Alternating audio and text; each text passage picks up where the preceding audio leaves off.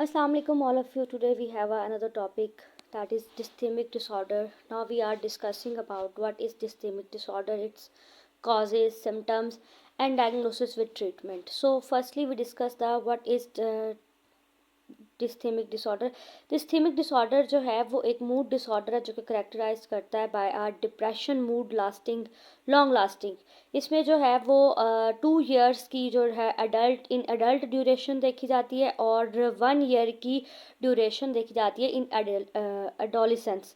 इसमें जो है वो मेजर डिप्रेशन से रिलेट नहीं करता ये, अनलाइक है। लेकिन डिस्थीमिया डिसऑर्डर में जो है milder and longer lasting symptoms होते हैं जो कि हमारे मूड को डिस्टर्ब करते हैं। इसके सिम्टम जो हैं वो हमारी डेली लाइफ को, हमारे डेली फंक्शनिंग्स को और क्वालिटी ऑफ लाइफ को जो है वो काफ़ी ज़्यादा डिस्टर्ब करते हैं, क्योंकि डिस्थीमिया डिसऑर्डर के अंदर मूड रेगुलेशंस होती हैं।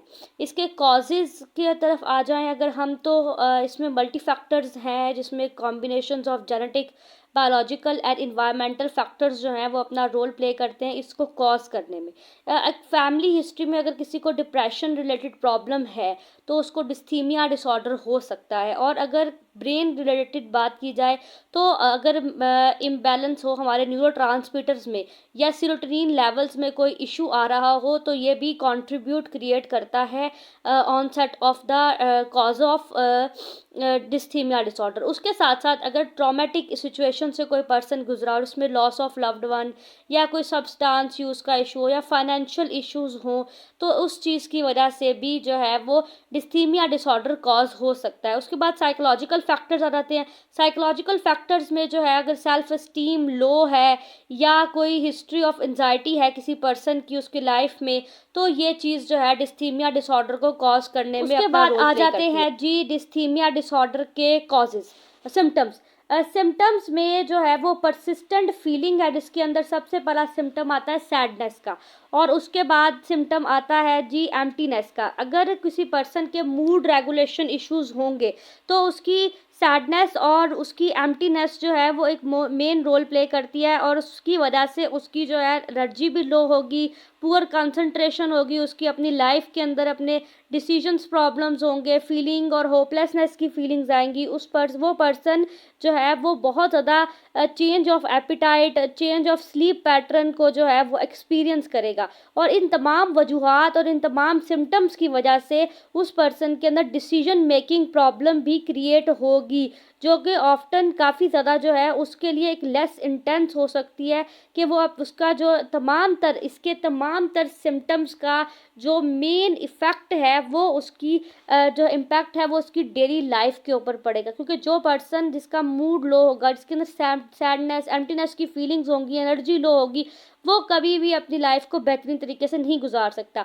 अगर डायग्नोसिस की बात की जाए तो क्लिनिकल असेसमेंट के ज़रिए की बेस्ड जो है वो इसकी डायग्नोसिस होती है, जिसमें स्टैटिस्टिक मैन्युअलिटी का DSM-5 का क्राइटेरिया, DSM TR 5 TR का क्राइटेरिया जो है वो यूज़ किया जाएगा इसको डायग्नोस करने के लिए। इसके अंदर जैसा कि पहले भी बताया गया कि ड्यूरेशन जो है वो 2 years in adult and 1 year इन एडोलिसेंट्स जो है वो देखी जाएगी और उसकी एडिशनल सिम्टम्स भी देखा जाएगा, क्या कोई मेडिकल एवोल्यूशन या किसी अदर कंडीशन की वजह से तो ये कॉज नहीं हो रहा। इसके तमाम तर सिम्टम्स को वेरीफाई करने के बाद, देखने के बाद, फैमिली हिस्ट्री, प्रॉब्लम्स और जो है वो कोई ट्रॉमेटिक सिचुएशन तो नहीं है या कोई मेडिकल इशू की वजह से या कोई मेडिसिन सब्सटेंस यूज़ की वजह से या फिर जो है वो बायोलॉजिकल, साइकोलॉजिकल तमाम तर फैक्टर्स को देखते हुए ही किसी पर्सन के अंदर जो है वो डिस्थीमिया डिसऑर्डर को डायग्नोस किया जाता है। और उसके बाद जो है इसके ट्रीटमेंट प्लान बनाए जाते हैं। ट्रीटमेंट में जो है साइकोथेरेपी का इस्तेमाल किया जाता है, जिसमें पर्टिकुलरली कॉग्निटिव बिहेवियरल थेरेपी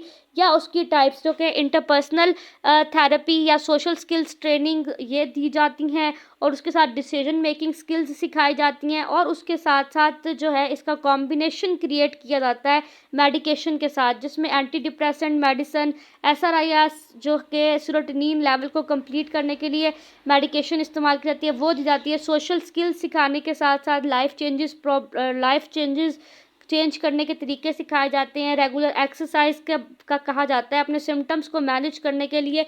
इसके अंदर सपोर्टिव सिस्टम बहुत ज़रूरी है। और इसके साथ साथ जो है वो उस पर्सन का जो टूल स्केल असेसमेंट भी की जाती है, यानी कि असेसमेंट तब भी की जाती है जब उसकी डिसऑर्डर को डायग्नोस करने के लिए, और उसके बाद ट्रीटमेंट के बाद, थेरेपी के बाद, मेडिकेशन के बाद भी उसका जो है वो स्केल के ज़रिए असेसमेंट की जाती है। और फिर बाद में दोनों का स्कोर मैच किया जाता है कि उस पर्सन के अंदर साइकोथेरेपी, मेडिकेशन और सपोर्ट ट्रीटमेंट के बाद उस पर्सन के अंदर कितना चेंज आया है। जो कि जिसके अंदर हम 3 तरह के इंस्ट्रूमेंट यूज़ करते हैं, that is back depression, inventory और स्ट्रेस स्टीन हैप्पीनेस इंडेक्स का। ये 2 चीज़ें हम इस्तेमाल करते हैं ताकि हम उस पर्सन को प्रॉपरली जो है वो असेस कर सकें कि ट्रीटमेंट से पहले उसका बिहेवियर एंड कंडीशंस क्या थी और ट्रीटमेंट के बाद उसके अंदर कितना चेंज आया है। That's all. Thank you so much. Must like, comment, share. This lecture is presented by me, psychologist Ariba Sarwar. Must subscribe my channel and give your suggestion in the comment.